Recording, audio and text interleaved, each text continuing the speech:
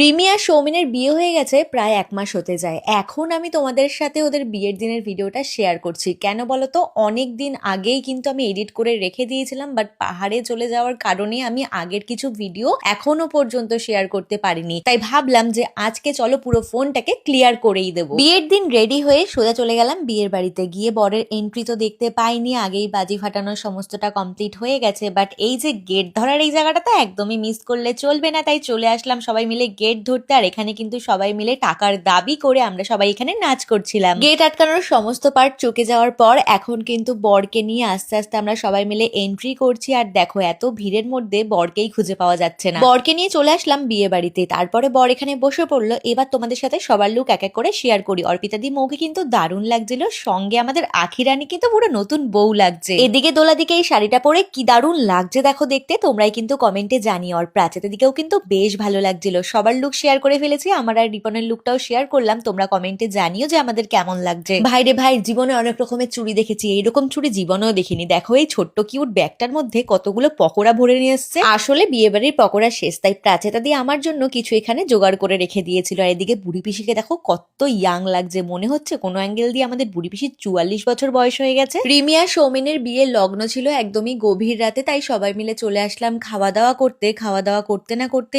এদিকে চলে আসলো বাবানের মুখটা এমন কেন বলতো, রাখি ওর মুখে একটু নুন দিয়ে দিয়েছে। জমিয়ে খাওয়া দাওয়াটা সেরে চলে আসলাম বিয়ে দেখতে। রাত 1:33 বাজে। এখন কিন্তু সৌমেন বসলো বিয়ের পিঁড়িতে, আর সবাই মিলে এখন এখানে বসে বিয়েটা দেখবো। কিছুক্ষণ এখানে বসে সবাই মিলে গল্প করতে করতে বিয়ে দেখছিলাম। আর এখন কিন্তু ফাইনালি সেই মুহূর্ত, শুভ দৃষ্টি আর মালা বদল। এই মুহূর্তটার জন্য কিন্তু আমরা সবাইও খুব ওয়েট করেছিলাম। আমি যখন এর আগে রিমি আর সৌমেনের মালা বদল শুভ দৃষ্টির ভিডিও শেয়ার করেছিলাম, তখন তোমরা অনেকেই কমেন্টে জিজ্ঞাসা করেছিলে ওদের মালা বদল আর শুভ দৃষ্টিটা বাইরে কেন হলো, প্যান্ডেলের মধ্যে কেন হলো না। প্যান্ডেলের ভিতরে যে ছাদনাতলাটা করা হয়েছিল ওখানে কলা গাছ না থাকায় এই নিয়মটা কিন্তু বাইরেই করা হয়। আর শুভ দৃষ্টির পরে তো সৌমেন রিমির থেকে চোখই সরাতে পারছে না, না পেরে সৌমেন রিমিকে জড়িয়েই ধরলো। আসলে ওদের 8 বছরের ভালোবাসা পূর্ণতা পেল, এটুকু ইমোশনাল তো হওয়ারই কথা। তারপর এখানে কিছু নিয়ম ছিল, সেই নিয়মগুলো এক এক করে পালন করা হলো, যেমন পা ধোয়ানোর। তারপরে কিন্তু হয়ে গেল মালা বদল, আর মালা বদলের পরে কিন্তু বসে পড়লো ওরা বিয়েতে। আর আমি চলে আসলাম এদিকে লেন্স খুলতে, তার কারণ আমার চোখে প্রচন্ড রকম পেইন হচ্ছিল।